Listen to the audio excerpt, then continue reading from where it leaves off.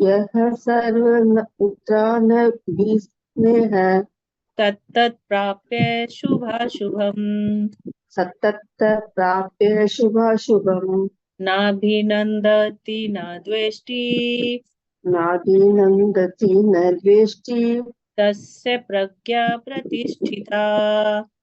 तज्ञ तज्ञ प्रतिष्ठिता। प्रतिष्ठा। हरे कृष्णा। इस भौतिक जगत में जो व्यक्ति न तो शुभ की प्राप्ति से हर्षित होता है और न अशुभ के प्राप्त होने पर उसे घृणा करता है, वह पूर्ण ज्ञान में स्थित होता है। हरि बोल। हरि बोल। तो इस भौतिक जगत को क्या बोला जाता है कि ये द्वंद्व से भरा हुआ है। अब द्वंद्व क्या होता है? द्वंद्व होता है कि जिसमें पॉजिटिव और नेगेटिव दोनों चीजें होती हैं। ठीक है।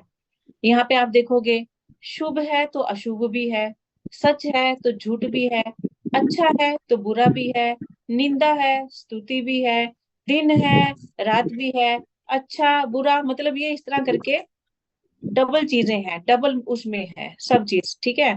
इसी तरह से हमारी मेंटेलिटी भी क्या है, ये द्वंद्व से भरी हुई है। तो यहाँ पे भगवान क्या बोल रहे हैं कि जो व्यक्ति इन द्वंद्वों से ऊपर उठ जाता है, यानी अगर किसी की लाइफ में नेगेटिविटी आए तो भी वो स्थिर रहेगा, और आगे अगर उसकी लाइफ में कुछ पॉजिटिव चल रहा है सब कुछ, तो भी वो स्थिर रहेगा। उसको अपने ऊपर वो कोई ज्यादा इफेक्ट आने नहीं देगा। तो ऐसा व्यक्ति क्या होता है, भगवान बोलते हैं ऐसा व्यक्ति स्थित प्रज्ञा होता है। तो स्थित प्रज्ञा कैसे, अगर कोई व्यक्ति इस भौतिक जगत में द्वंद्वों से मुक्त होकर स्थित प्रज्ञा होने पर इस जगत से बाहर निकल सकता है, इसके लिए मैं आप लोगों को एक स्टोरी सुनाती हूँ आज। ठीक है। तो एक बार एक राजा होता है। ठीक है। उसका एक मित्र होता है। तो एक बार उसका मित्र क्या करता है, बहुत बड़ा कोई अपराध कर देता है, किसी का मर्डर कर देता है। ठीक है। और वो भी निर्दोष व्यक्ति का। तो इसके चलते उस मित्र को जो है राजा के दरबार में लाकर खड़ा किया जाता है। तो अब राजा जो है फंस जाता है, क्योंकि वो राजा है। ठीक है। उसको न्याय देना पड़ेगा, और उसके मित्र ने गलत काम किया है शायद, लेकिन वो अपनी तरफ से वो कर रहा है, लेकिन और जो सिपाही है जो पकड़ कर लाए हैं, तो वो अपनी दलीलें दे रहे हैं। तो राजा अब डिसीजन नहीं ले पाता, तो कि क्या करे, वो मित्र का पक्ष ले या क्या करे। बीच में आ गया ना वो, क्योंकि वो उसका बहुत अच्छा मित्र है। तो वो उसको एक दंड देता है। वो दंड में क्या बोलता है, वो जैसे महल तो बहुत बड़े बड़े होते हैं ना, आपने देखा होगा। तो वो क्या करता है, महल के एक छोर से लेके उसी के महल की दूसरी बिल्डिंग थी, वहां तक बहुत ऊंचे में एक रस्सी बंधवा देता है, रस्सी बांध देता है। तो वो उसको बोलता है ठीक है, तूने क्या करना है, इस बिल्डिंग से उस बिल्डिंग तक इस रस्सी पे जाना है। ठीक है। अगर तो तुम इसको पार कर जाएगा तो तुम बच जाएगा, और अगर नहीं कर पार कर पाया तो तुमको समझ लो तुम्हारी मृत्यु हो ही जाएगी फिर। और सब लोग इसके ऊपर राजी हो जाते हैं, जो बाकी लोग भी जो हैं वो राजी हो जाते हैं कि ठीक है, एकदम अगर ये बच गया तो हम इसको और दंड नहीं मिलेगा, लेकिन नहीं बचा तो ठीक है, इसको मृत्यु दंड मिल ही जाएगा फिर। ठीक है। तो अब वो जो है मित्र, सामने राजा खड़ा हो गया और इधर से वो चलना शुरू हो गया। तो वो चलता जा रहा है, चलता जा रहा है, चलता जा रहा है, और वो सामने अपने मित्र राजा को देख रहा है। ठीक है। अब रस्सी बहुत जोर जोर से जैसे सेंटर में जाता है, बहुत जोर से हिलना शुरू हो जाती है, हिल रही है, लेकिन वो इधर उधर ऊपर नीचे कहीं नहीं देख रहा है, वो खाली राजा की ओर देखता जा रहा है। और चल चल के एक टाइम ऐसा आता है कि वो रस्सी को पार कर जाता है। तो राजा बोलता कि तुझे तो कोई अभ्यास भी नहीं है ऐसे रस्सी को पार करने का, तो फिर तुम कैसे पार कर पाया, तुम कैसे इतना इतना वो कर पाया कि इतनी ऊंची था बिल्डिंग से, देखिए इतनी ऊंची रस्सी पे चलना आसान नहीं होता, एक तो वो बहुत हिलती है, ऊपर से नीचे देखो तो वैसे ही बंदा गिर जाएगा, है ना। तो वो व्यक्ति बोलता है, जो राजा का मित्र था, बोलता मेरा फोकस सिर्फ तुम था, मुझे नहीं पता, उस टाइम मेरा माइंड पूरा ब्लैंक था, मैं कुछ नहीं सोच रहा था मेरे साथ क्या होगा क्या नहीं होगा, मुझे सिर्फ बस ये था कि मुझे तुम तक पहुंचना है, और मुझे नहीं पता मैं कैसे पार कर पाया, मेरा माइंड का फोकस सिर्फ तुम्हारे ऊपर था। तो आप देखेंगे जो रस्सी पार करने वाले होते हैं, इस तरह से जो गेम, वो जो आते हैं ना, कभी कभी सड़कों पे होते थे पहले, अब तो नहीं होते हैं, या सर्कस में देखते हैं, तो क्या करते हैं, वो अपनी नजर को एक जगह स्थिर कर लेते हैं, अपने माइंड को एक जगह स्थिर कर लेते हैं, और उसका रिजल्ट क्या होता है, वो रस्सी को या जो भी ऑब्स्टेकल होती है उसको पार कर लेते हैं। तो यही चीज यहाँ भगवान बोल रहे हैं कि अच्छे बुरे में नहीं फंसकर अगर अपना फोकस सिर्फ और सिर्फ मुझे कर लोगे, तो फिर तुम स्थित प्रज्ञा कहलाओगे। या जो व्यक्ति ऐसे फोकस कर लेता है सिर्फ मेरे ऊपर, क्योंकि ये भौतिक जगत है, यहाँ पे सुख दुख ये सब तो आता जाता रहेगा, मैं कभी महंगाई होगी, कभी लड़ाइयाँ होंगी, है ना, कभी कोई मैच चलेंगे टीवी में, कभी कोई सीरियल आएंगे, सीरियल्स में भी कभी कुछ होगा कभी कुछ होगा, ये सब चलता रहेगा, ये तो लाइफ के हिस्से हैं, इनसे हमको प्रभावित नहीं होना चाहिए। हम कैसे भी स्थिति हो, हमारी बहुत पॉजिटिव हो या बहुत नेगेटिव हो, हमको अपनी बुद्धि को हमेशा, अपने आप को हमेशा भगवान के के रखना चाहिए। आ, आगे अगला, नहीं उससे पहले एक एक एग्जाम्पल मेरे माइंड में आ रहा है, हम माता जी लोग का, कि कैसे हम लोग स्थित प्रज्ञा हो सकते हैं। शायद ये कहानी उतनी समझ में नहीं आई, शायद ये, क्योंकि ये तो हम लोगों के साथ डेली होता है ना। तो कभी कभी क्या होता है ना, हम लोग माता जी लोग है ना, अपने घर में जब डेली काम कर रहे हैं, कुछ हमारे घर में कुछ इंपॉर्टेंट चीजें होती हैं, है ना, कुछ पैसा वैसा भी हो सकता है, तो हम लोग क्या करते हैं, क्योंकि हम लोग बिजी रहेंगे, घर में बहुत लोगों का आना जाना रहता है ना, तो हम लोग क्या करते हैं, कोई अलमारी में बंद करके उसको लॉक लगा के छोड़ देते हैं, ठीक है। और कभी कभी क्या होता है, बहुत सारी माता जी लोग जो साड़ी वाड़ी पहनती है, जिनको आदत होती है, वो चुन्नी या साड़ी के पल्लू में वो चाबी को बांध लेती हैं, या यहाँ पे खोंच लेती हैं, अपने कमर में खोंच लेती हैं, ठीक है। लेकिन कभी कभी क्या होता है मेरे जैसे भी लोग होते हैं, मेरे को तो ये आदत नहीं है बांधने बांधने की, और मैं क्या होता है, हर दिन में 10 बार चाबी रख के भूल जाती हूँ मैं कहाँ रखी हूँ। फिर मेरे प्रभु डांटते हैं, उल्टे हाथ से तो काम करती है, उल्टे हाथ से चाबी लगती रखती है, मिलेगी कहाँ से तो ऐसे, इसी तरह से कभी कभी क्या होता है, हमारी कोई इंपॉर्टेंट चीज गुम जाती है। खैर मेरा तो ये हैबिट है कि मेरी हर टाइम गुम ही रहती है, लेकिन आप लोगों की तो नहीं होगी। तो क्या होता है, जैसे कभी पल्लू से ही गिर गई, तो हम लोग क्या करते हैं, सोचते रहेंगे, अच्छा मैंने कहाँ रख दी होगी, कहाँ रख दी होगी। अब हम क्या कर रहे हैं, शरीर से काम कर रहे हैं, किचन में जाके खाना बना रहे हैं, लेकिन बुद्धि कहाँ है, चाबी कहाँ रखी, चाबी कहाँ रखी, क्योंकि पता नहीं कब हमको कोई काम करना, कोई काम आ जाएगा, अचानक से कोई कुछ आ गया सामान, तो पेमेंट करनी पड़ेगी या कुछ करना पड़ेगा, अरे भाई चाबी कहाँ रख दी, रोटियां पका रहे हैं, चाबी कहाँ रख दी, पति को रोटी खिला दी, चाबी कहाँ रख दी, दिमाग में चाबी घूम रही है, बच्चों को खिला रहे हैं, दिमाग में चाबी घूम रही है, कपड़े धो रहे हैं, चाबी घूम रही है, कर काम सारे रहे हैं, सारा काम हमारे शरीर से हो रहा है, लेकिन दिमाग में क्या घूम रही है, चाबी है, चाबी कहाँ रख दी, ठीक है। तो ये क्या हुआ, हमारी जो प्रज्ञा है कहाँ स्थित हो गई, और चाबी में स्थित हो गई, ये स्थित प्रज्ञा हो गया। जैसे वो चाबी, चाबी को हटा के वहां पे कृष्ण रख दीजिए, आप दिन भर जो भी काम कर रहे हैं करते रहिए, लेकिन जिस तरह से वो चाबी की आप कर रहे थे ना, माइंड में घुमा रहे थे, तो ऐसे ही हमको भगवान को घुमाना होगा अपने माइंड में, तब स्थित, वो स्थिति हो गई स्थित प्रज्ञा। हम इस शरीर से सारे काम करें, आप जॉब भी करिए, आप घर के काम भी करिए, आप खाना पीना भी खाइए, सब कुछ कीजिए, लेकिन अपना मन बुद्धि किसको दे दीजिए, भगवान को दे दीजिए, वहां पे अपने मन बुद्धि को स्थित कर लीजिए। तो ये क्या हुआ, स्थित प्रज्ञा। भगवान बोले ऐसे, आप चाहे टेंशन में हो, घर में कुछ बुरा हो रहा है, कोई बीमार है, किसी की डेथ हो गई, अगर आपका कोई ऐसा इंपॉर्टेंट चीज कोई गुम गई है, हम लोग चाहे ब्याह शादी में है या किसी दुख की जगह में है, दिमाग हमारा वहीं घूमता रहेगा, तो इसीलिए शुभ और अशुभ दोनों स्थितियों में जो कैसे भी हो भगवान से जुड़ा रहेगा, भगवान में अपनी बुद्धि को स्थित रखेगा, वो क्या है, पूर्ण ज्ञान में स्थित प्रज्ञा। भगवान पर तस्य प्रज्ञा प्रतिष्ठिता, ऐसा व्यक्ति स्थित प्रज्ञा होता है। नेक्स्ट श्लोका में चलते हैं। यदा संहरते चायम यथा संहरते चायं कुर्मो कुर्मो अंगानीव सर्वशः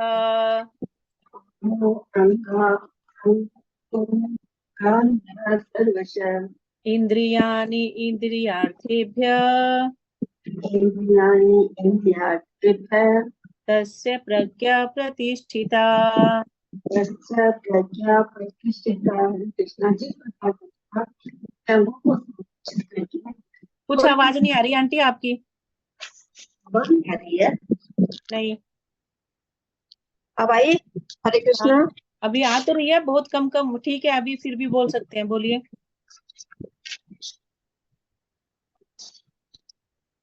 जिस प्रकार कछुआ अपने अंगों को संकुचित करके खोल के भीतर कर लेता है, उसी तरह जो मनुष्य अपनी इंद्रियों को इंद्रिय विषयों से खींच लेता है, वह पूर्ण चेतना में दृढ़ता पूर्वक स्थिर हो जाता है। हरि बोल।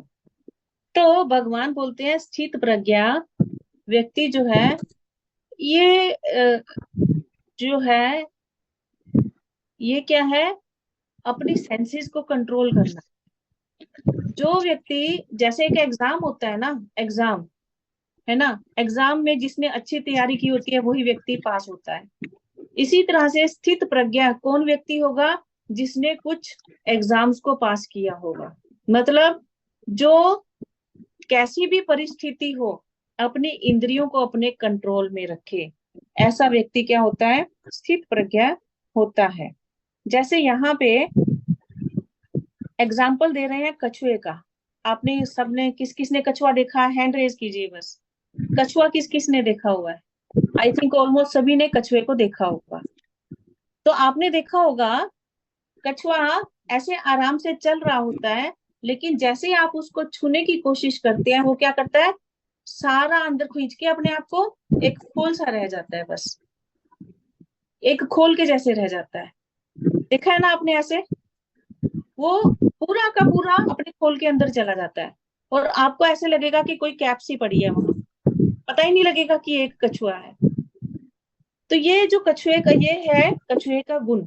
तो भगवान बोलते हैं एक स्थित प्रज्ञा व्यक्ति भी एक कछुए के जैसे होता है, जहां उसको समझ में आए कि उसकी इंद्रियां विषयों में फंस रही हैं, संकट है, माया में फंसने का संकट है। जैसे कछुए को जैसे ही ज्ञान होता है कि उसके ऊपर कोई डेंजर है, वो क्या करता है, झट से अपने आप को अंदर खींच लेता है। इसी तरह से जो बुद्धिमान व्यक्ति होगा, जो स्थित प्रज्ञा व्यक्ति होगा, जैसे ही उसको आभास होगा कि उसकी इंद्रियां उसको माया में खींच रही हैं, उसको मोह में डाल रही हैं, जो चीजें देखने से या जो दृश्य देखने से, हाँ, उसको लगता है कि वो, उसके मन में गलत भावनाएं उठ सकती हैं, तो क्या करता है, वहां से झट से अपनी इंद्रियों को कंट्रोल में ले लेता है। वो वहां से झट से अपनी इंद्रियों को हटा लेता है। तो ऐसा व्यक्ति क्या है, स्थित प्रज्ञा है। तो यहाँ पे प्रभुपाद जी सपेरे का एग्जाम्पल देते हैं। आपने देखा होगा सांप जो है, सांप बहुत तेज होते हैं, है ना, सांप को कंट्रोल करना इजी नहीं होता, लेकिन सपेरा क्या करता है, सपेरा उस, सांप फास्ट है, लेकिन सपेरा सांप से भी ज्यादा फास्ट होता है, और वो इतना इतना एक्सपर्ट होता है कि सांप ऐसे ऐसे कर रहा है तो उतने देर में वो झट से उसको पकड़ लेता है। तो इसी तरह से जो स्थित प्रज्ञा व्यक्ति है, वो भी, उसको पता है उसकी इंद्रियां बहुत तेज हैं, कुछ भी उसके नाक में जाएगा सुगंध, कोई कान में कुछ पड़ेगा, आंख से कुछ दिखेगा, झट से वो माया में फंसा सकती है उसको। तो इसीलिए वो बुद्धि को हमेशा अपनी चालू रखता है ना। जो भक्ति वाली बुद्धि है उसकी, वो उसको चालू रखता है।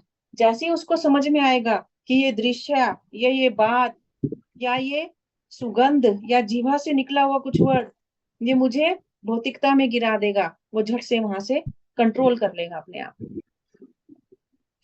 और इसीलिए वो क्या करता है, ऐसी सिचुएशंस में कभी भी फंस नहीं सकता है। यहाँ प्रभुपाद जी लिखते हैं, इसी प्रकार कृष्ण भावना भावित व्यक्तियों की इंद्रियां भी केवल भगवान की विशिष्ट सेवाओं के लिए काम करती हैं, अन्यथा उनका संकोच कर लिया जाता है। जहां तो उसको दिख रहा है कि अरे हाँ, ये कार्य करने से मेरी भक्ति बढ़ेगी, ये भगवान की सेवा है, भक्तों की सेवा है, वहां वो उसको पूरा एक्सपेंड कर लेता है ना, वो पूरा उनको इंद्रियों को फैला लेता है। लेकिन जैसे ही उसको समझ में आता है, आप लोग पहले दूसरी जगह कर लीजिए, नहीं तो मोटर का बहुत शोर होगा। हाँ, फिर मैं उधर चले जाऊंगी बाद में जब आप इधर आएंगे, बाकी सारी जगह का करके फिर आइएगा इधर में। तो इसीलिए अब भगवान अर्जुन को भी सिखा रहे हैं कि ये जो तुम यहाँ पे डिमांड्स कर रहा है, ये जो तुम बोल रहा है युद्ध इसलिए नहीं करूंगा, इसलिए नहीं करूंगा, ये सारे रीजन जो तुमने दिए हैं वो सारे क्या है, इंद्रिय जन्य है। यानी सेंस ग्रेटिफिकेशन के लिए दे रहे हैं। तुमको आत्मतुष्टि के लिए ये युद्ध नहीं करवाया जा रहा है, तुमको तुष्ट करने के लिए नहीं करवाया जा रहा है ये युद्ध। ये युद्ध किसके लिए है, मेरी तुष्टि के लिए है। तो इसीलिए अब अर्जुन को भी समझना होगा कि ये कार्य जो है, युद्ध का कार्य है, ये भगवान चाहते हैं, भगवान को क्योंकि धर्म की स्थापना करनी है, इसीलिए हमको ये युद्ध करना होगा। तो यहाँ पे एक और मैं सुन रही थी, तो वहां पे वो बोले कि जैसे सांप का एग्जाम्पल प्रभुपाद जी ने दिया, तो हम भगवान की लीला में देखते हैं कालिया को, है ना। कालिया के क्या था, कितने सारे फन थे, और हमारी इंद्रियां भी जो है, कितने रीजन है उसके पास हमको इस भौतिक जगत में आनंद दिखाने के, हमको इस भौतिक जगत में फंसाने के। हमारी इंद्रियां कहने को पांच हैं, लेकिन ये कहाँ कहाँ हमको फंसा देंगी, कितने फन है इन इंद्रियों के, हम शायद गिन भी नहीं पाएंगे, है ना। तो लेकिन भगवान क्या करते हैं, जब कालिया को दमन करते हैं, तो भगवान क्या करते हैं, इस कालिया के सिर पे खड़े हो जाते हैं और इसके फनों को कुचल कुचल के इसको हरा देते हैं। तो इसी तरह से हमारी इंद्रियां, अगर हम भक्ति अपने जीवन में नहीं लाएंगे, भगवान को नहीं लाएंगे, तो क्या करेंगी, हमारे जीवन में जैसे कालिया क्या करता था, विष फैलाता था, विष फैलाता था ना, इसी तरह से ये इंद्रियां भी क्या करेंगी, हमारे जीवन में विष फैलाएंगी, ये हमको फंसाती रहेंगी कहीं ना कहीं। कालिया जब यमुना जी के एक उसमें था, पोंड में था, तो वो कितने 8 मीटर ऊपर अगर पक्षी उड़ के जा रहा है ना, 8-10 मीटर, तो पक्षी मर के गिर जाता था, इतना उसका जहर फैला हुआ था वहां पे। तो इसी तरह से हमारी इंद्रियां कब कहाँ हमको किस किस जगह फंसा रही हैं, किस किस जगह हमारे लिए कष्ट इकट्ठे कर रही हैं, हम शायद इतने अनजान रहते हैं कि हम उनको पहचान नहीं पाते। लेकिन अगर यही हम भगवान को अपने जीवन में ले आते हैं, हमारी सेंसेस को अगर हम भगवान की सेवा में लगा देते हैं, तो भगवान क्या करते हैं, इन सेंसेस के जहर को निकाल देते हैं, हमारे अंदर जो कल्मश है उनको निकाल देते हैं भगवान। और उससे क्या हो जाता है, यही जो सेंसेस अभी हमको इस भौतिक जगत में फंसा रही है, जब इनका जहर निकल जाता है भक्ति से, यही सेंसेस क्या करेंगी, हमको भगवान से मिलाएंगी, है ना। तो इसीलिए भगवान क्या करते हैं, फिर वरदान देते हैं जब हमारी सेंसेस ऐसे हो जाती है। तो ये सेंसेस को कंट्रोल करना, पिछले श्लोक में भी देखा, शुभ अशुभ में कंट्रोल करना, अभी इस श्लोक में भी भगवान बोल रहे हैं कछुए की तरह अपनी सेंसेस को कंट्रोल करो। तो हमारे जीवन में बहुत आचार्यों के जीवन में हम देखते हैं, है ना, बहुत आचार्य अगर हम लाइफ को पढ़ते हैं, तो जैसे हरिदास ठाकुर थे चैतन्य लीला में, हरिदास ठाकुर, हाँ, हालांकि यवन जाति में पैदा हुए थे, लेकिन फिर भी जब वो भक्ति के पथ पे आए, तो कितना 196 माला डेली करते थे हरिदास ठाकुर, 196 माला। और एक बार क्या हुआ, जैसे भक्ति में भी बहुत कुछ लोगों को क्या होता है, आसपास वालों को कभी कभी जेलसी हो जाती है, जो भौतिक लोग होते हैं उन लोगों को, है ना, कि ये भक्त क्यों बन रहा है, इसको गिराओ, चलो इसकी इसके लिए कुछ उल्टा पुल्टा इंतजाम करो ताकि ये गिर जाए, हम इसको मजाक उड़ा सके समाज में। तो कुछ लोगों ने क्या किया, जो अपने नाम को प्रतिष्ठित करना चाहते थे, देखिए, जब कोई भगवान की भक्ति में लगेगा, उसका आचरण जब शुद्ध होगा, उसकी वाहवाही तो होगी, लोग उसको प्रणाम भी करेंगे और उसकी वाहवाही भी करेंगे। तो जो लोग भौतिक होते हैं उन लोगों को ये चीज दूसरे की वाहवाही पसंद नहीं आती है, ऐसे लोगों की। तो इसीलिए जब हरिदास ठाकुर इतना शुद्ध भक्ति करते थे तो उनका नाम बढ़ रहा था धीरे धीरे। लेकिन कुछ लोगों को पसंद नहीं आया और इसलिए वो क्या करते हैं, एक वेश्या को हरिदास ठाकुर के पास भेज देते हैं। और हरिदास ठाकुर इतने यंग थे और शरीर से इतने अच्छे दिखते थे कि वो वेश्या भी जो है उनकी तरफ जब वो आती है उनसे मिलने आकर्षित हो जाती है।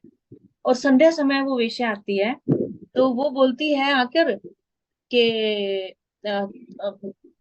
तुम बहुत सुंदर हो और मुझे बहुत पसंद आए हो, तो मैं चाहती हूँ कि तुम मेरा भोग करो, तुम मेरा संग करो। तो हरिदास ठाकुर बोलते हैं देखो तुम अब मेरे यहाँ आई हो तो तुम्हारी इच्छा तो पूरी करूंगा मैं, लेकिन तुम रुको पहले, मैं अपना जब कंप्लीट कर लेता हूँ।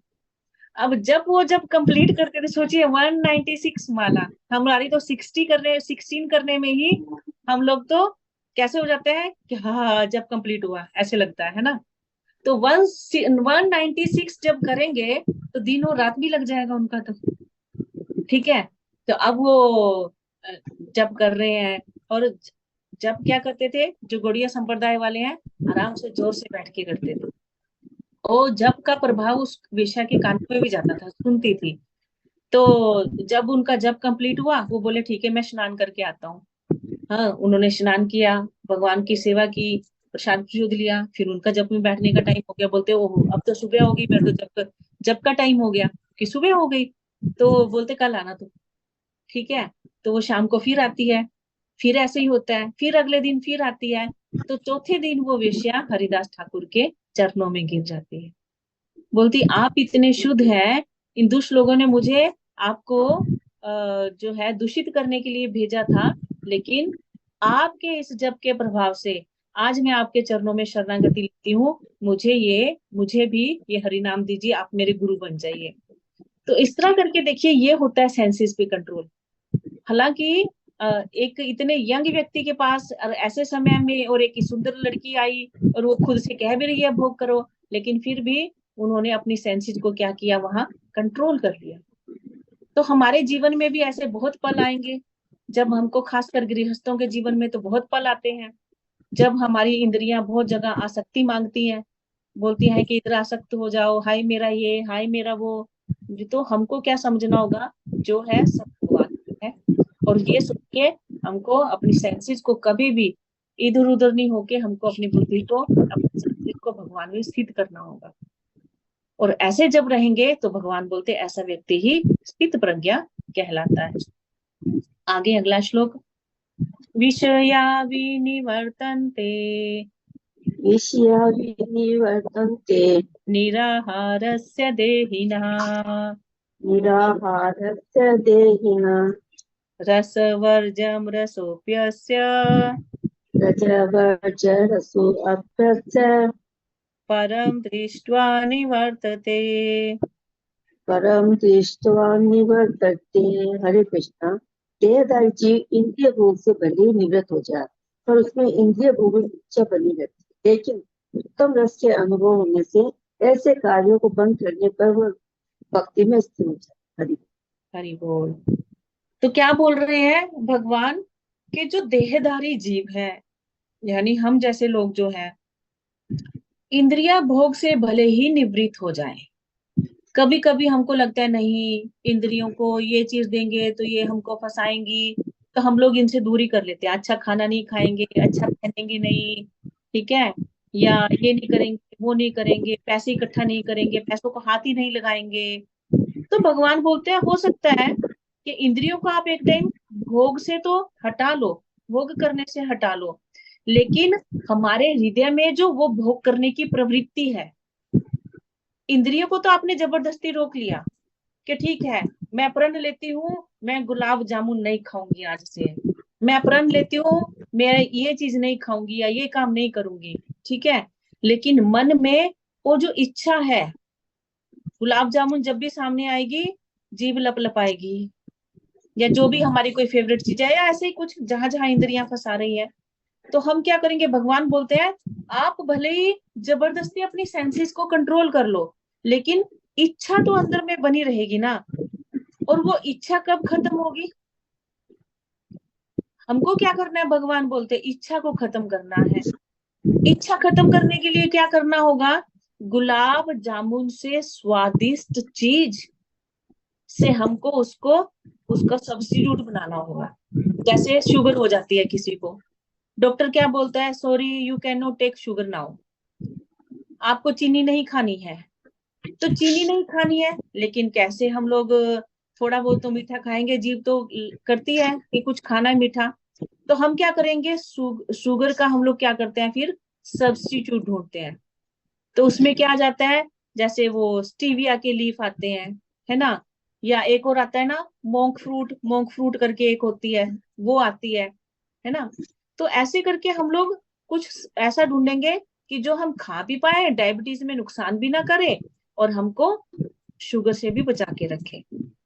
तो इसीलिए हम क्या करेंगे, कुछ उससे बेटर चीज ढूंढेंगे जो हमारे ऊपर नेगेटिव इफेक्ट ना करे। तो इसीलिए भगवान बोलते हैं अगर हमको ऐसा उत्तम रस मिल जाता है, तो मतलब जिस चीज में हमारी इंद्रियां अटकी हुई हैं, हमको उससे निकाल के जब उससे बढ़िया चीज दे दी जाए, तो क्या होता है, हमारा मन फिर और ललचाता नहीं है उसके लिए। फिर ऐसे नहीं होगा, हमने अपनी इंद्रियों को जबरदस्ती तो कंट्रोल किया, लेकिन मन में इच्छा है, फिर मन की इच्छा भी खत्म हो जाएगी। ये कैसे होता है, हम सब माए हैं, ठीक है।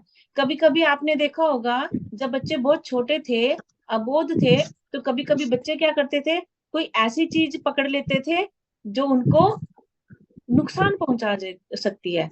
जैसे चाकू जोर से पकड़ लिया, या कोई नुकीली चीज जोर से पकड़ ली, और अब हम उससे छुड़ा रहे हैं तो वो छोड़ना नहीं चाह रहा है। तो अब हमको क्या करना होगा, अब बच्चे से तो छुड़वाना है, उसकी आंख में लग सकता है, कुछ नुकीली चीज है, या उसका हाथ कट सकता है, तो हमको छुड़वाना है। लेकिन हमको रुलाना भी नहीं है, बच्चे को रुला भी नहीं सकते, है ना।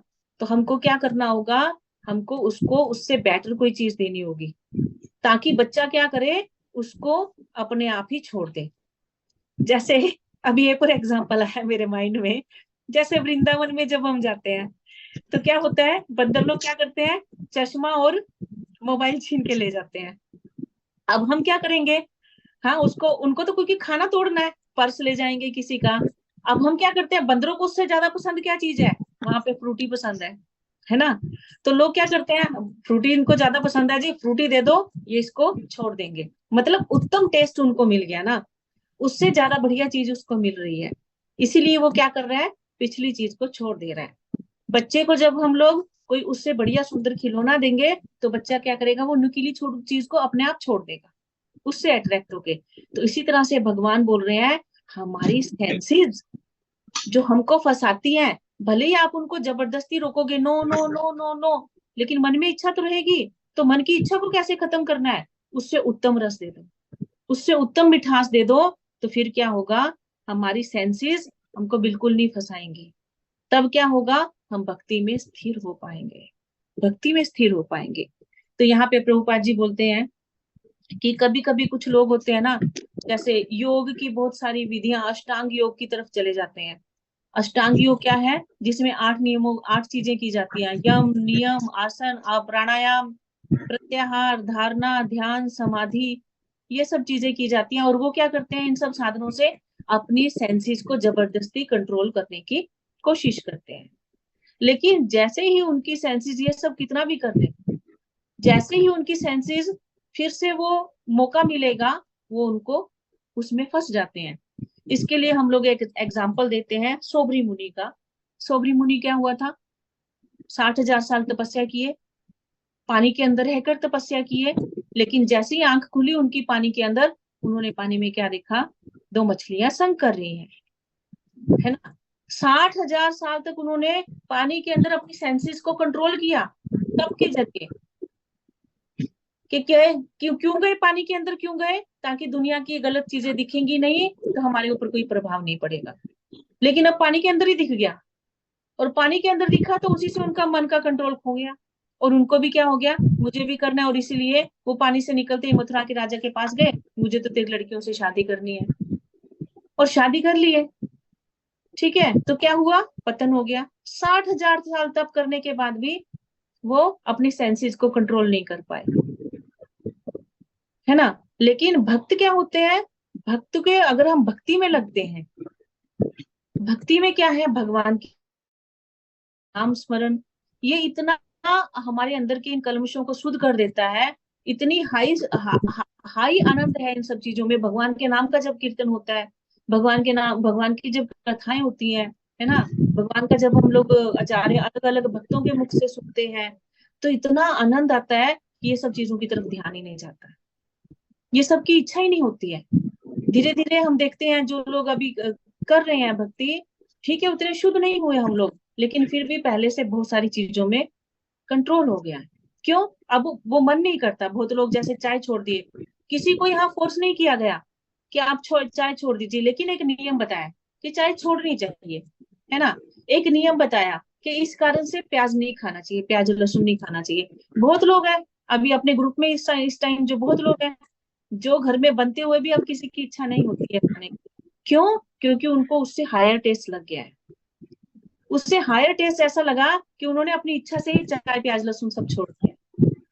और इवन इतने स्थिर हो जाते हैं लोग भक्ति में, इवन घर से बाहर का ही खाना छोड़ देते हैं। कोई बात नहीं, ब्याह शादी में लोग किस लिए जाते हैं? खाने पानी पीने के लिए, है ना। मेन तो ये रहता है कि आज अच्छा अच्छा खाना मिलेगा जाके। लेकिन जो भक्त हो रहे हैं, भक्ति का पालन कर रहे हैं, बोलते नहीं, क्योंकि पता नहीं कैसे लोगों का बना है, हम नहीं खाएंगे। या कहीं खाना भी पड़ गया तो ठीक है, हम लोग दही और चावल ले लेंगे, या उसी हिसाब से जो वहां विदाउट ऑनियन गार्लिक मिल रहा है, शुद्ध बना हुआ दिख रहा है कि हाँ ये फिर भी थोड़ा ठीक होगा, तो वो जैसे कैसे करके फिर भी वो ले लेंगे, लेकिन अपनी सेंसेस को कंट्रोल करके रखेंगे। तो यही भगवान यहाँ पे बोल रहे हैं। तो भगवान बोल रहे हैं कि अपनी सेंसेस को हमको क्या करना होगा, उत्तम चीज देनी होगी। और वो उत्तम चीज क्या है? इस भौतिक जगत में, इस भौतिक जगत की चीजों से निकलने के लिए, इस भौतिक जगत की आसक्ति से निकलने के लिए क्या करना होगा? देखिए, मन में आसक्ति तो रहेगी, मन में इच्छाएं तो रहेंगी, तो ये इच्छाएं हमको किधर सही तरफ मोड़नी होंगी, उससे ऊंची चीज पे मोड़नी होगी, है ना। तो तब ये फिर हमारी मन की आसक्ति और इच्छाएं जब हम भगवान से जोड़ेंगे, तो फिर ये भौतिक जगत की छोटी, क्योंकि भौतिक जगत की चीजें कैसी हैं? निकृष्ट। भगवान की भक्ति और भगवान क्या है? सर्वोत्कृष्ट। तो इसलिए जब सर्वोत्कृष्ट चीजों की ओर नहीं भागी, हमारी सेंसेस फिर क्या होगी? अपने आप कंट्रोल हो गई। तो यहाँ पे प्रभुपाद जी लिखते हैं, ऐसे प्रतिबंध तभी तक ठीक है जब तक कृष्ण भावनामृत में रुचि जागृत नहीं हो जाती। जब वास्तव में रुचि जग जाती है तो मनुष्य में स्वतः प्रति अरुचि उत्पन्न हो जाती है ना। अच्छा, जैसे मैं आप लोगों को एग्जांपल देती हूँ। जैसे आप लोग सब लोग मैंने देखा है मोस्टली कोई राजस्थान से आए तो यहाँ पे एक बार अपना घर नहीं मिला होगा, है ना। सब लोग पहले यहाँ रेंट के हाउस में रहे होंगे। तो कौन ऐसा व्यक्ति है जिसको आज भी रेंट के हाउस से आसक्ति है, आसक्ति कि वो मुझे मिल जाए, मेरा ये घर चला जाए, मेरे को वो घर में जाना है, आज भी रेंट पे जाना है? कोई ऐसे बोलता है क्या? है ना। क्योंकि उससे अच्छी चीज, चाहे हम पहले 4 घर का रेंट का हाउस था, लेकिन अब 2 घर का अपना 2 कमरे का बनाया है, लेकिन हमको अच्छा क्या लगेगा? तो 2 घर का बनाया है। वो 4 घर के में चाहे हीरे जवाहरात क्यों नहीं जड़े हुए थे, मतलब कहने की बात है, हीरे जवाहरात तो हम थोड़ी लाएंगे साथ में ना, मतलब एक कहने की बात है, वो कितना ही सुंदर क्यों ना हो, लेकिन जो हमारा अपनी चीज हमने अपने हाथों से बनाई है, अपनी मेहनत से बनाई है, अब जो कहने को हमारी है, हमको वो उससे ज्यादा आसक्ति, को इस भौतिक जगत का ज्ञान हो जाता है कि ये तो नश्वर है, ये वैसे भी छूटेगा, लेकिन भक्ति और भगवान क्या है? ये हमेशा रहने वाले हैं हमारे साथ। मतलब सर्वोत्कृष्ट चीज हमको मिल रही है, तो क्यों हम फिर बेकार का सौदा करें? हम अच्छे सौदा लेते हैं। तो ऐसा भक्ति जो होता है, भगवान बोल रहे वो क्या है? चित प्रज्ञा है। आगे अगले श्लोक में चलते हैं। यत तो यपि कौन्तेय यततो हापि कौन्तेय पुरुषस्य विपश्चितः इन्द्रियाणि प्रमाथीनि इंद्रियाणि प्रमाथीनि हरन्ति प्रसभं मनः। हरन्ति प्रसभं मन। हरे कृष्णा। हे अर्जुन, इंद्रिया इतनी प्रबलता वेगवान है कि वे उस विवेकी पुरुष के मन को भी बलपूर्वक कर लेती है, जो उन्हें वश में करने का प्रयत्न करता है। हरि। भगवान बोल रहे हैं इस सेंसेस को जबरदस्ती कोई योग के माध्यम से, कोई सिर्फ अगर ध्यान करोगे ऐसे ही जबरदस्ती अगर कंट्रोल करने की कोशिश करोगे, नहीं होगी। इतनी प्रबल है इनका, इतना वेग है कि क्या विवेकी से विवेकी मतलब बुद्धिमान से बुद्धिमान व्यक्ति के मन को भी ये हर, इतना इनमें पावर है कि ये किसी भी व्यक्ति के दिमाग को कैप्चर करके ये उसको अपने कंट्रोल में कर लेती हैं। और जो ज्ञानवान व्यक्ति है वो इस चीज को जानता है कि इंद्रियों को कंट्रोल करना इतना इजी नहीं है। तो हम देखते हैं अपने इतिहास में, है ना, जब शास्त्रों में पढ़ते हैं कि जैसे विश्वामित्र थे, विश्वामित्र क्या किए, बहुत सालों तक तपस्या किए, लेकिन एक इंद्र ने एक कन्या भेजी, कौन, मेनका। मेनका को भी उन्होंने देखा नहीं था पूरा, उसकी खाली पायल के घुंघरू की आवाज सुनी, उसी से क्या हो गया, इतने साल तपस्या किए लेकिन खाली पायल की आवाज सुनने से क्या हुआ, हो गया और इंद्रियों को कंट्रोल नहीं कर पाए और सब तपस्या योग सब एक साइड में हो गया, तो पीछे बोलिए मेनका के, है ना। तो अगर इस तरह से हम लोग जबरदस्ती ऊंचा टेस्ट भी दिए बिना अगर हम इंद्रियों को जबरदस्ती कंट्रोल करेंगे तो इंद्रियां हमारी कभी भी कंट्रोल नहीं होगी। जैसे मैंने अभी सोबरी मुनि का एग्जाम्पल भी दिया, 60,000 साल तपस्या कर लिए, विश्वामित्र जो है वो तपस्या किए, सबके इनके क्या हुए, ये हमारे शास्त्रों में किस लिए दिए गए हैं, यही सिखाने के लिए दिए गए हैं कि अगर ये जो अष्टांग योग या जिनको हम फिजिकल योगा जो वैसे बोलते हैं हम लोग, इस तरह से अगर मन को कंट्रोल करोगे या ये सोचोगे नहीं नहीं हम घर बार छोड़ के चले जाते हैं, जंगल में जाके तपस्या करते हैं, कहीं भी चले जाओ। भरत मुनि पूरी पृथ्वी के सम्राट थे, राजा भरत जो थे, है ना, और इतनी उनकी श्रेष्ठ भक्ति थी कि उनकी भक्ति लगभग कंप्लीट हो चुकी थी, लेकिन और जंगल में गए तपस्या करने के लिए, लेकिन जंगल में जाके क्या हुआ, जाके वहां पे हिरण की आसक्ति में, हिरण में आसक्ति कर ली। देखिए कहाँ जाके सेंसेस ने फंसा दिया। इसलिए बोला गया है भगवान की भक्ति, लेकिन वो भक्ति कैसे हो, वैष्णवों के संग में हो, भक्तों के संग में हो, क्योंकि जंगल में तो चले गए लेकिन वहां पे क्या हो गया, भक्तों का संग, और इसी वजह से क्या हो गया, वहां पे उनका पतन हो गया, वो आसक्ति में फंस गए, लेकिन भक्ति का प्रभाव रहा, भक्ति का फल उनको मिला और उसके चलते वो हिरण बने, फिर उसके बाद जड़ व्रत बने और जड़ व्रत के रूप में उनका उद्धार हो गया। भक्ति बेकार नहीं जाती कभी भी, ये मत सोचिएगा कि भक्ति बेकार जाएगी। इसलिए भगवान बोल रहे हैं कि भक्ति करो, भक्ति करोगे तो फिर मन का अस्थिर होने का चांस बहुत बहुत, अगर आप अपनी सेंसेस को सही से कंट्रोल कर पा रहे हो फिर वहां आप कभी भी फंसोगे नहीं। तो यहाँ पे हम लोग एग्जाम्पल देखते हैं, इंद्र, इंद्र जो है वो क्या होते हैं, बहुत ईर्ष्या होती है उनको, और हरिदास ठाकुर का एग्जाम्पल मैंने आप लोगों को बताया, ठीक है। तो ये सब क्या है, ये ऐसे लोग हैं जिन्होंने हरिदास ठाकुर हो गए, राजा महाराजा अम्बरीश हो गए, इन्होंने क्या किया, भक्ति में अपने आप को लगाया।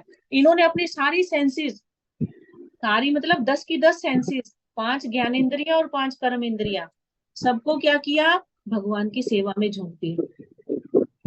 तब आंखों से भगवान के दर्शन करते, शरीर से भगवान की परिक्रमा करते, और हाथों से भगवान की सफाई कर रहे हैं, और नाक से भगवान के चरणों की तुलसी और फूलों को सूंघ रहे हैं, है ना, जीवा से भगवान का गुणगान कर रहे हैं, और मुख में भगवान का प्रसाद डाल रहे हैं।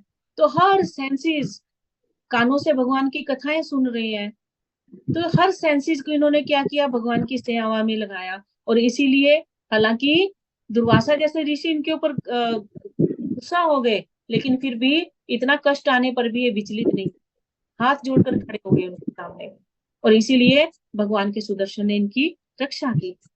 तो ऐसे हमको अपनी इंद्रियों को कंट्रोल करना होगा।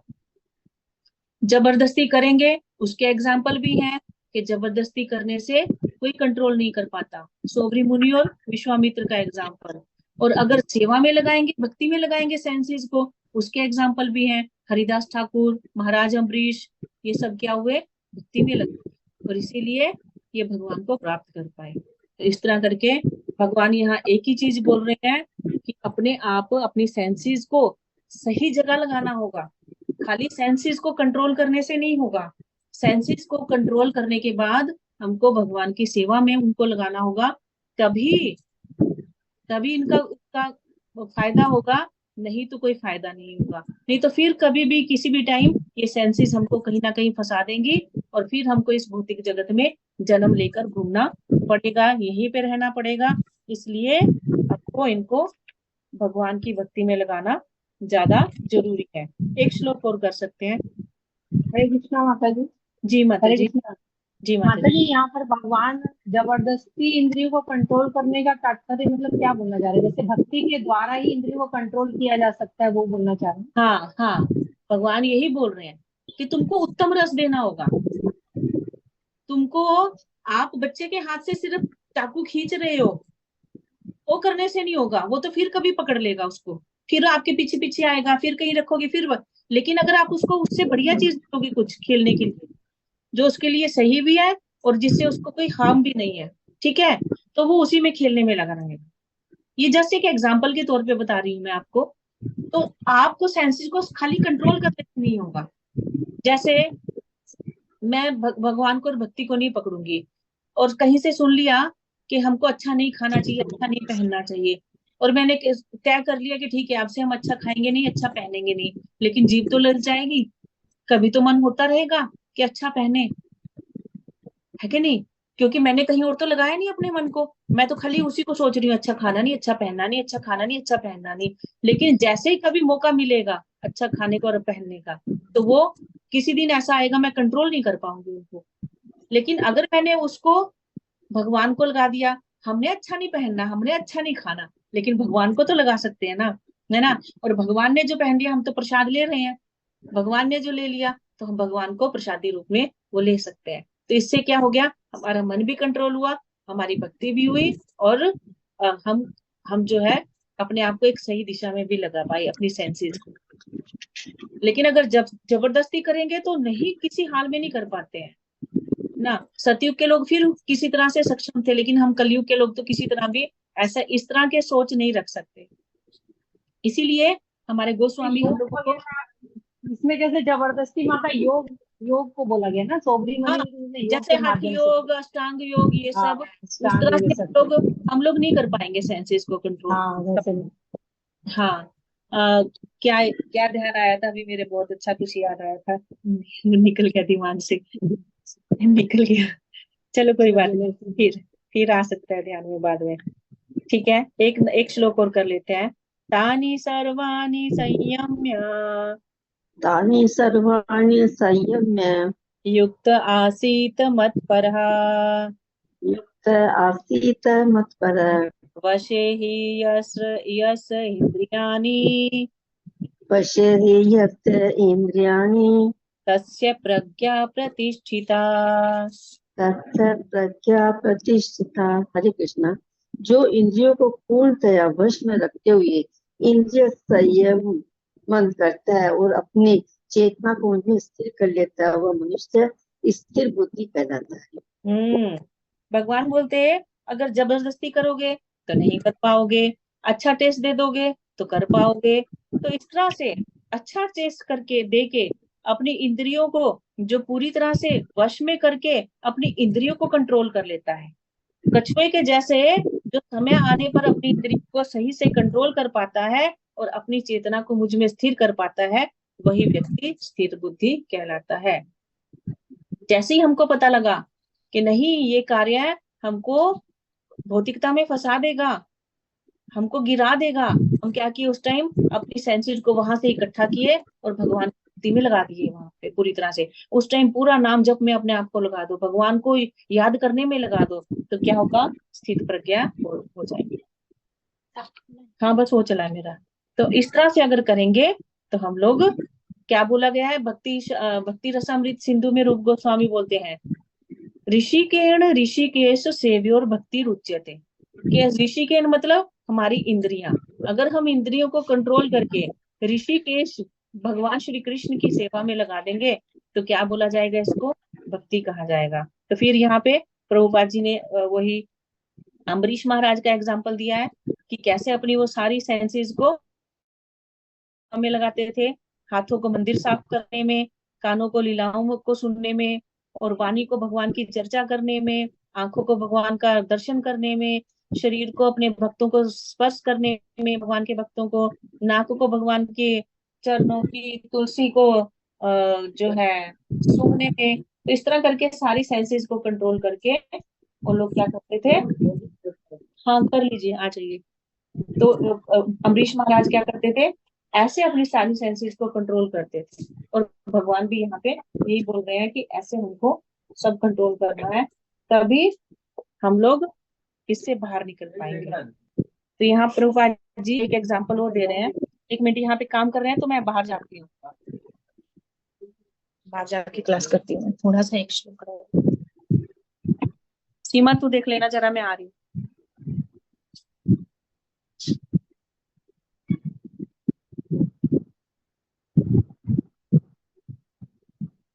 टेस्ट कंट्रोल कर रहे हैं क्या? नहीं नहीं आंटी, वो जो क्यारियां बनी हुई है ना, तो उनमें कबूतर आ जाते हैं, और फिर कुछ हम दवाई से छिड़कते हैं, करते हैं वो लोग। बहुत गंद पा रखा है कबूतरों ने ना, बहुत दुखी। एक मिनट। माता जी कबूतरों की नेट आती है, नेट लगा लीजिए। वही हुई है बात, आज एक गया है, बात करके देख के ना हाँ, लेके नेट से ही आपको प्रॉब्लम हल होगी। हाँ नहीं तो क्योंकि जब तक वापिस आएंगे पूरा घर कबूतरों से भर जाएगा। हाँ हाँ हाँ हाँ, वो अंडे ठीक है, भी दे चलिए देंगे। छोड़ते हैं अभी इस चीज को, इस टॉपिक को छोड़ते हैं, अभी पहले अपनी उस पे आ जाते हैं। तो यहाँ प्रभुपाद जी ना एक एग्जाम्पल और देते हैं।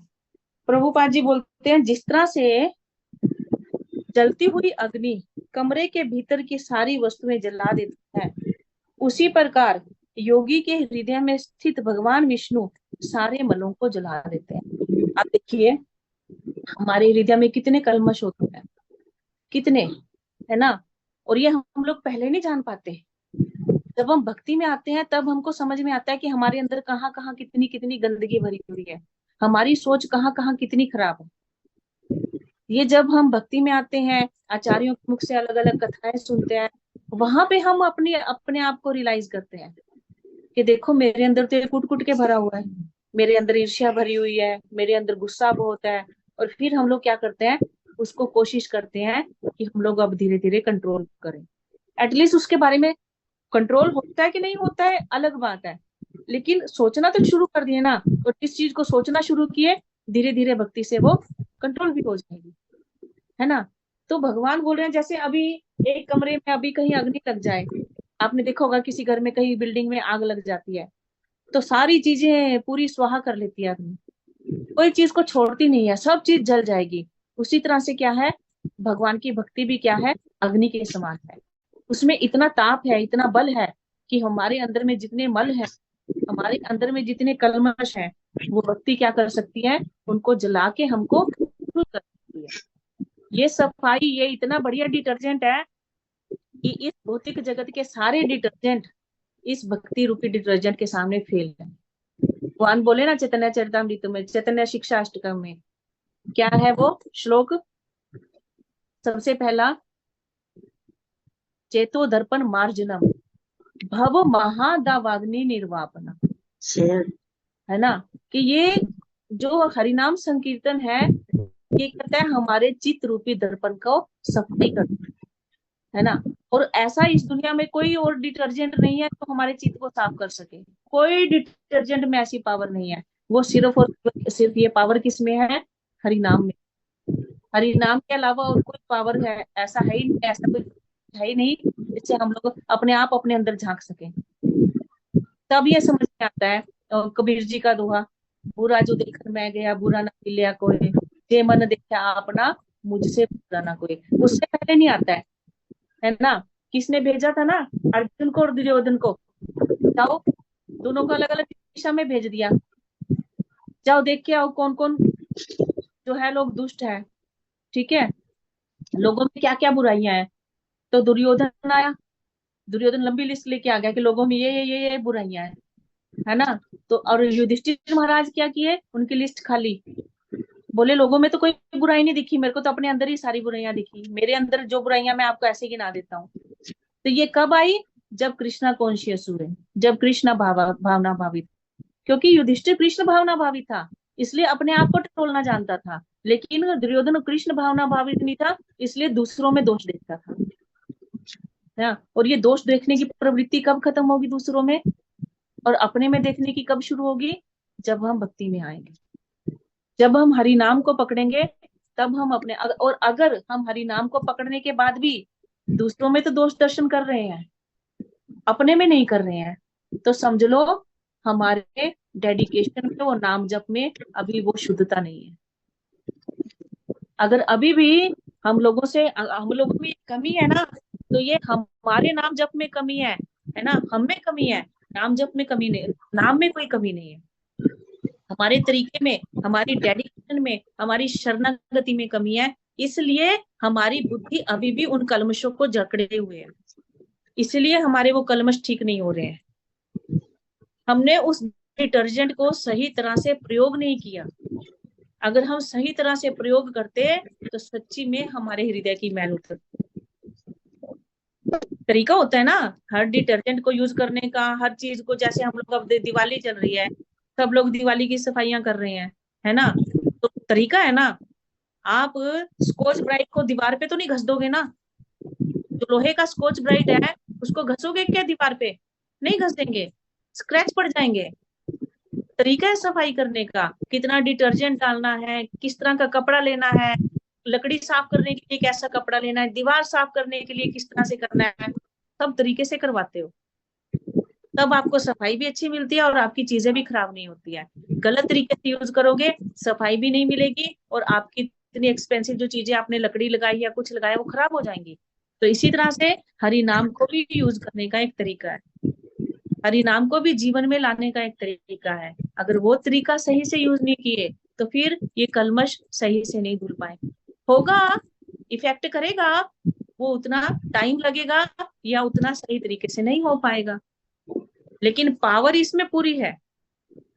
हरि नाम में, ये डिटर्जेंट में इतनी पावर है कि आपके चित्त को एकदम निर्मल कर सकता है, एकदम 100% प्योर।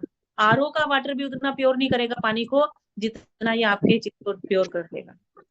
लेकिन हम तरीका क्या ले रहे हैं उसको हमको जरूर करना होगा, और भगवान बोलते हैं जो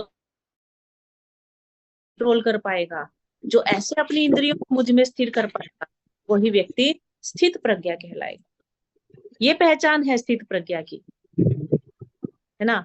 ये नहीं कि हरि नाम तो पकड़ लिया लेकिन आज ही हमारा हृदय साफ हो जाएगा और हम सही से नहीं करें। कभी कभी लोग बोलते हैं कि या तो दूसरों में दोष देखेंगे या बोलेंगे कि माता जी कर तो रहे हैं लेकिन फिर होता नहीं है, ये नहीं होता, वो नहीं होता, हमसे, हम सबसे ही नहीं हो रहा है ठीक। मैं अपना बोलूं, मुझसे भी नहीं हो रहा है, क्योंकि अभी भी हमारे अंदर बहुत बुराइयां भरी हुई हैं। 10-10 साल हो गए जब करते हुए, लेकिन फिर भी बुराइयां नहीं जा रही हैं, क्योंकि हरि नाम ठीक से नहीं कर रहे। ठीक से करेंगे तो जरूर चली जाएंगे, ठीक है। तो आज मेन जो टॉपिक यहाँ पे अभी भगवान चल रहा है, भगवान जो बोल रहे हैं वो सीधा सीधा क्या बोल रहे हैं, स्थित प्रज्ञा, बुद्धि को स्थिर, अपने आप को भगवान में स्थिर कैसे करना है, अपने चित्त को। या कौन है जो जिसका चित्त स्थिर है, या ये कह लो कि भगवान सीधा सीधा कह रहे हैं कि अपनी इंद्रियों को इधर उधर से हटाकर मुझे स्थिर कर। अगर एक लाइन में ये पूरे इतने श्लोकास को आप समझना चाहते हो तो ठीक है। हरे कृष्णा। शिला प्रभुपाद की जय। श्रीमद् भगवद गीता की जय। हरे कृष्णा